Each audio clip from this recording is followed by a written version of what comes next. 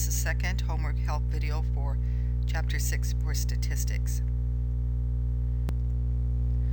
For Chapter 6, the concepts, or rather the definitions and the ideas behind these bell-shaped curves are what is maybe a little bit complicated or new.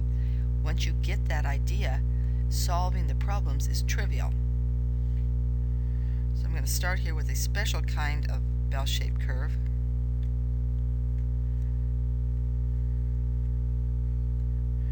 Right, and it's called the standard normal distribution. The word standard is what I'm talking about. Okay, this standard normal distribution is a bell-shaped curve. It says normal or Gaussian distribution, but it has a mean of 0 and a standard deviation of 1. So looking at this curve, here's the mean right here at 0, so that's mu. 1 is mu plus sigma, 2 is mu plus 2 sigma, and 3 is mu plus 3 sigma. Of course, you can go the other direction.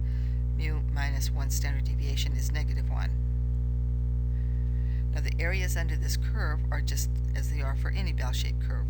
If I go between the mean and 1 standard deviation above, that would be between 0 and 1 in this case. This area is 34%.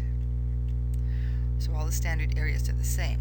What makes this distribution particularly useful is that all the areas under this curve for every value, for example, this value right here, a little bit above the mean, all the areas for the curve below that, this value, are stored in tables. So while you have your standard well-known areas of 34%, and out here you have your approximately 13%, you would have all those standard ones that you know. You could calculate, or you could use the table to find the area under the curve for any value. These are usually called z values. Any z value, all the area to the left of the curve. Those are all stored in tables. In the book, that table is Table E in Appendix C. It gives the area under the standard distribution, the area to the left of a specified z value. That is, it gives the probabilities for values less than the specified z value. If all you could use Table E for was that standard normal distribution, it wouldn't be of much value. But what makes it very valuable is that you can use it for any normal distribution. To use it, you take the x value of interest and convert it into a z-score, or z value. And here's the formula for doing that. The z value, corresponding z value, is the value of interest minus the mean for your standard deviation, your bell-shaped curve, divided by the standard deviation for the bell-shaped curve that you're talking about. Once you convert your x into z, you can use the tables. Here's an example of these tables. This was taken from the internet, not from the book, but the book is similar. Okay, here is your standard bell-shaped curve. You can see the mean is 0 here, if you can read that. And you have any particular z value, and you want to get the area to the left of it. And that's what the table will give you. Okay, what the columns and the rows mean. The z is written as a number with, say, 2 digits to the right of the decimal, say 0.12. Okay. The leading value, the decimal point, and the first digit, the tenth place, is given in this first column. So here would be, for example, 3.1. To add the 2 out in the 100th place, you look over here, and that's where this is stored. Break the letter up, they break the number up, and this column is here, the row is here, and where these two intersect, that's the area to the left of that curve. We're talking probabilities, of course, so that is a probability that all values lie less than negative 3.12. This works for any number. You always take whatever the digits are, say you just have plain old 2.4 So that's the same as 2.40. Here would be your 2.4. Then you go over to this column to find the remaining digits. 0, of course, is what you need, and your probability is at the intersection of that column and that row. Now these probabilities will come in 3 different categories. If you want the probability that the value is less than a specific z, that means this would be your z value here. I'm sorry. This is a z value. You see, I have a number in here, so I got mixed up. All right, you want it to be less than, then you can read that right from the table. So if that's the case, I'm going to draw down here that was shown before. You have your distribution about 0, of course, and here's the specific value that you picked, and you want to know the probability of lying less than, of being less than that value. It's written like this. You can read that right off the table. In the second case, you're looking for greater than. Okay. So if we had again, this very nicely drawn bell-shaped curve. Yeah, right. Okay, and you've got this specific value here, and you want to know the probability of being greater than it. What you do is you find the probability for less than. That would be all out here, and you subtract it from 1, because the area under the entire curve is 1. So that would be 1 minus the probability of z being less than some value. The third case, z is between 2 values. Right, so here's your bell-shaped curve, and so you want z between this value, which would be, say, v2, and v1 is down here. Okay, so you're looking for the area here between those values. To compute this, to find this area, or in other words, the probability, you find the probability that z is less than the second value altogether. So I'll do that in blue. Okay, so you find this area here in blue that's going to go all the way down. Then you find the probability that z is less than v1, that would be this area out here, and you subtract it, and that gives you the area in between. Okay, here's the problem as an example. Say you have a normal distribution of systolic blood pressure, say it follows a normal distribution, with a mean of 120 and a standard deviation of 10. I want to know the probability that a systolic blood pressure lies between 112 and 130. Right? So, what's the probability of 112 and 130? Okay, so I convert 112 and 130 into a z-score. So here's the formula for the z. Z is the value of x that I'm interested in minus the mean for the standard deviation, which in this case would be 120, divided, the mean for the bell-shaped curve, and the standard deviation, which in this case is 10.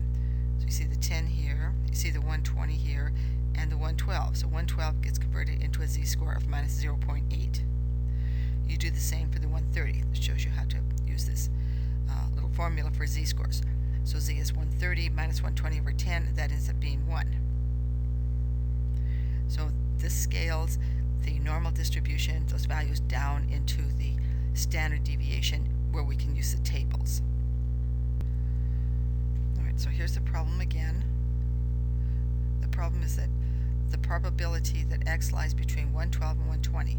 I've converted it to a z-score, so this is the probability that z lies between minus 0.8 and 1.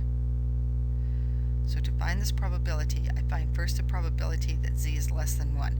That would be correspond to this, and everything down here, all the way down to the end. So I find that probability. Then I find the probability that it is less than minus 0.8. It will give me this area out here. So when I subtract it from the yellow, I would just get the area under the curve. This area under the curve that I marked. Okay, the probability that z is less than 1 from the tables is 0.8413. The probability that z is less than negative 0.8 is 0.2119. Subtract those and you get the probability of about 63%. Okay, that makes sense because you're pretty close to the mean plus or minus 1 standard deviation. And here's another example. I think this is one of the homework problems. The mean stay in a hospital is 4.8 days with a standard deviation of 1.5 days. Find the probability that a patient's stay will be less than half a day. So first you find a z-score for the half a day, and to do that you take 0.5 minus the mean, and the mean is 4.8, divide by the standard deviation of 1.5, and we get a z-score of minus 2.87. All you have to do now is go to the tables and find the probability for z less than negative 2.87. So here's the table. So I need 2.87. So here's the 2.8. So let's look over this whole column here. I like that column. Then we need the 0.7. The 0.7 is found up here. There's a 0.7. So we look through this column. And we find where these intersect, when this column and row intersect, and it's 0.0021. That is the area less than negative 2.87. So the probability of x being less than 0.5 is the same as the probability of z being less than negative 2.87, and that was 0.0021, I should believe, which is the same as 0.21%. In this example, we're going to do a greater than problem. So we want to find the probability for the same hospital that a patient's stay will be greater than 7.5 days. Well, first we have to find the z-value. So here's the 7.5. Whoops, I thought it's marker. Well, all right, let me clean that up. Okay, here's the 7.5. That's what we're interested in. Here is the mean, and here's the standard deviation. Work that out, and we get a z of 1.8. That's the value in z, corresponding to 7.5 for this curve with a mean of 4.8 and a standard deviation of 1.5. So now we're looking to find the probability for a stay greater than 7.5 days. Here's your probability distribution with your 4.8 here.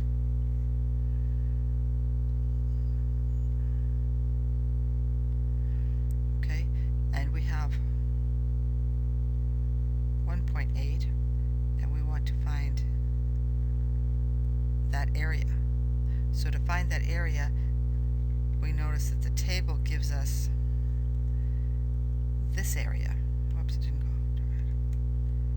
This area over here. So that's what we use the table to find the area in red. We first find the probability for z less than 1.8, and that's 0.9641. Then we subtract that value from 1 because the entire area under the curve is 1. So if we have whatever's not in here, it would have to be 1 less than that. So the probability that z is greater than 1.8 is 1 minus the probability that z is less than 1.8. This is the curve in red, and this would be blue. And the answer is 1 minus 0.9641, or it's about 3.5%. So you can see solving the problems is trivial. Remember, you have a bell-shaped curve, the mean, median, and mode are right in the middle, and it's very symmetric. Right. The standard normal distribution has a mean of 0, and the standard normal distribution has a mean of 0 and a standard deviation of 1. That's the curve on which the tables are based. When you get the value from the table, it gives you the value under the curve from that specific z-value down to the left. Okay, so now you can convert any standard deviation into the z-scores by using the simple formula, which is right here. And once you've converted it into the z-score, then you can go ahead and use the table all you want for any normal distribution. And you'll have 3 cases. If it's a less than case, you use the table directly. If it's a greater than case, you find the less than and subtract that from 1. And if it's between 2 values, you take the largest value and find that area and subtract off from the table the area to the left of it. Then you use the table to find the area to the left of the lower score. You subtract those two numbers, and that gives you your probability.